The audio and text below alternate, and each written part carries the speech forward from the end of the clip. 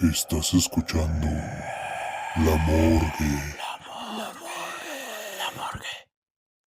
La herencia de la abuela. Hola, gracias por publicar mi historia.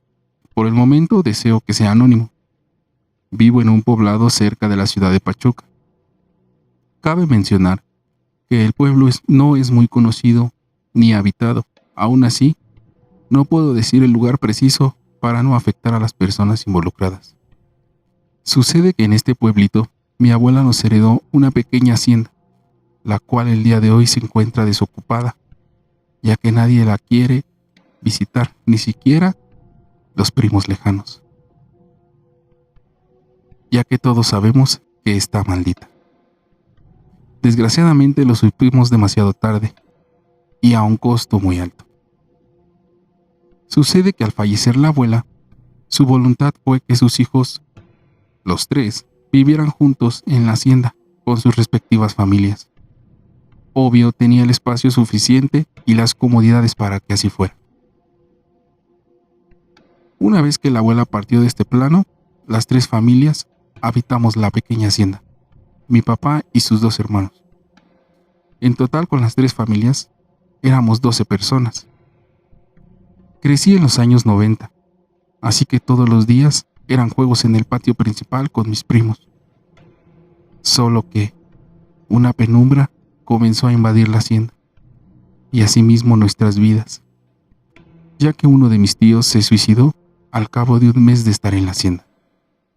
Nadie supo el por qué, solo lo encontraron colgado de un balcón. Esto apagó nuestras vidas. Ya no había felicidad en la hacienda, ya nadie salía a jugar. Mi papá y mis tíos ya no se reunían, y con el paso del tiempo se fueron mis tíos, y solo nos quedamos mi familia y yo. Con la hacienda ya casi vacía, empezamos a notar la presencia de una mujer que se paseaba por los cuartos y el patio principal. Empezaron los ruidos extraños y los lamentos por las noches. Todos vivimos un tiempo lleno de miedo, hasta que mi padre, desesperado, fue por un cura. Al parecer, todos en el pueblo sabían que mi abuela tenía tratos con una bruja, los cuales terminaron mal.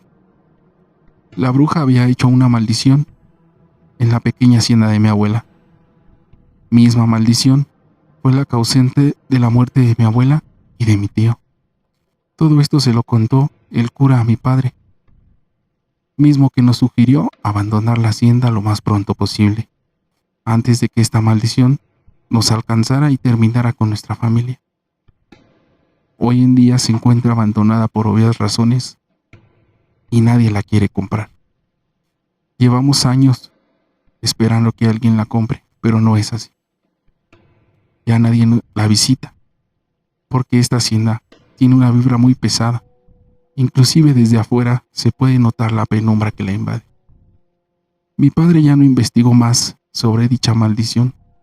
Solo nos salimos de ahí para dejar ese pasado atrás y para siempre. Actualmente vivimos bien y nos reunimos con los tíos y los primos los fines de semana. Pero el solo tocar el tema de la hacienda provocó un silencio abrumador y miradas que ahogan llantos y malos recuerdos. Gracias por compartir esta historia. La Posadera.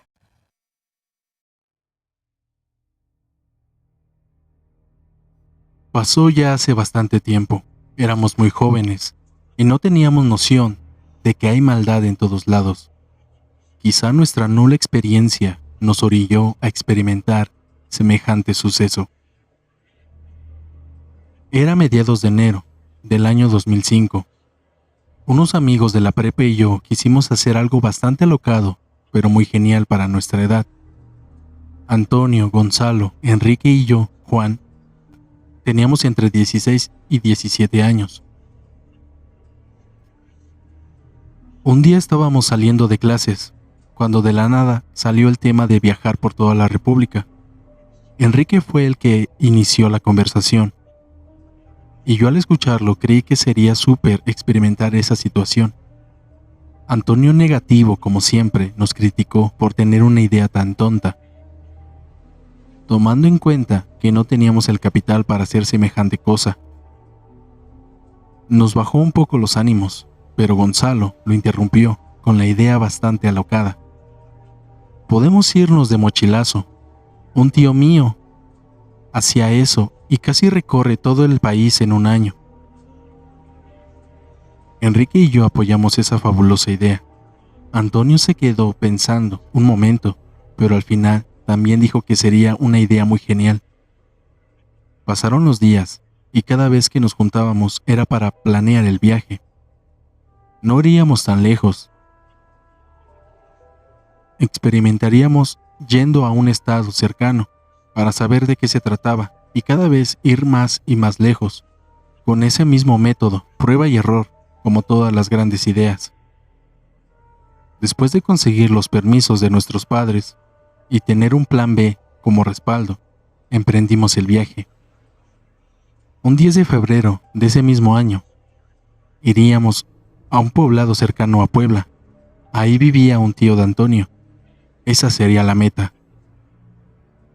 En todo el camino íbamos bastante emocionados y cuidadosos para no toparnos con malas personas y pasaran cosas que lamentaríamos. Pedir aventón en la carretera fue bastante difícil, pero de poco en poco fuimos avanzando. Conocimos personas bastante agradables en el camino, escuchamos historias muy interesantes y una que otra que nos pusieron los pelos de punta. Después de 8 horas de camino, ya solo nos faltaba atravesar un pequeño pueblo, pero ya era de noche y teníamos que acampar en algún sitio. Mientras caminábamos por el pueblito, vi que en una casa considerablemente grande había un letrero que indicaba que ahí ofrecían posada. Al instante les dije a los demás, y nos acercamos a preguntar. Enrique tocó el timbre, y después de unos segundos, una anciana se asomó por la ventana. La anciana lucía algo peculiar, se veía muy anciana, chaparra y muy delgada. Para ser exactos, en los huesos. Todos pensamos al instante lo mismo, un fantasma. Nos abrió la puerta y muy amable nos invitó a pasar. El lugar se veía bastante viejo, descuidado. Preguntamos si ese letrero era real o no. La anciana nos dijo que sí, que nos pusiéramos cómodos, que la esperáramos unos minutos en lo que acomodaba el cuarto para todos. Gonzalo le ofreció dinero por el hospedaje, pero ella no lo aceptó. Nos dijo que le gustaba recibir gente en su morada. Pasaron unos cuantos minutos, cuando la anciana nos guió a la habitación. Nos ofreció de cenar, pero no tenía mucho que habíamos cenado. Veníamos muy cansados y solo queríamos dormir. Curiosamente, éramos los únicos en ese lugar, y eso puso a Antonio en alerta.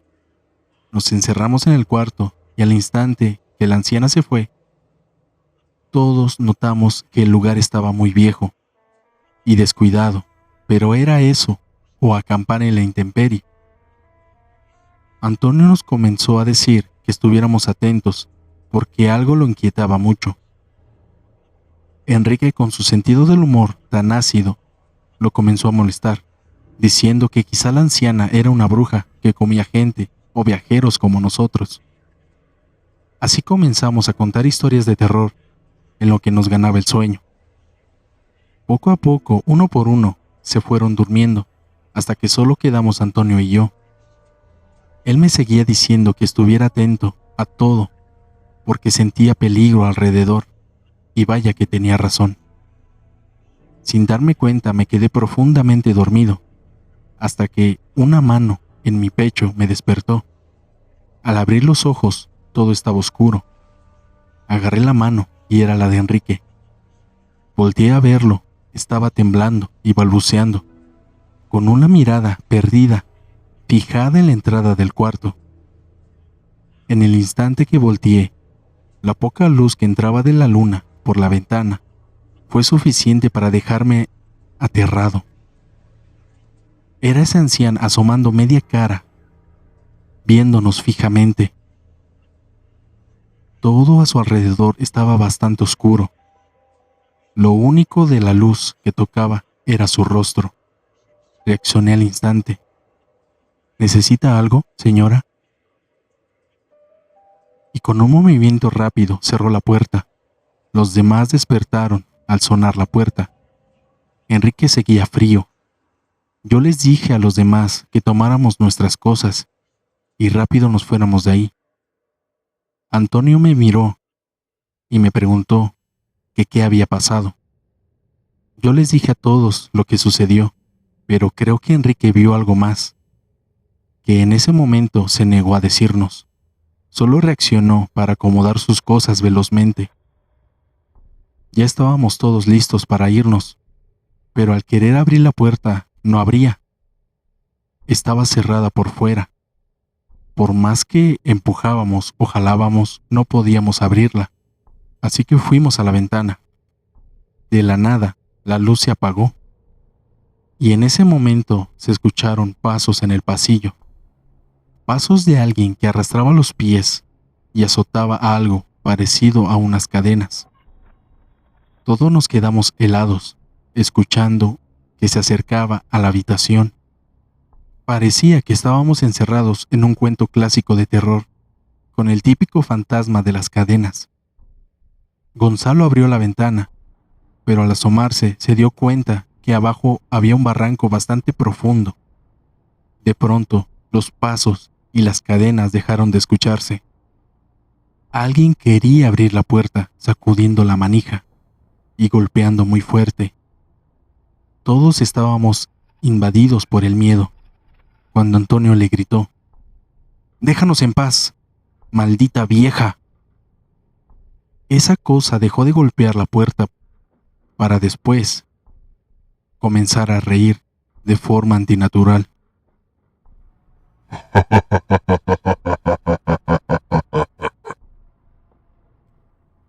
Después de unos segundos, un silencio inquietante consumió la habitación.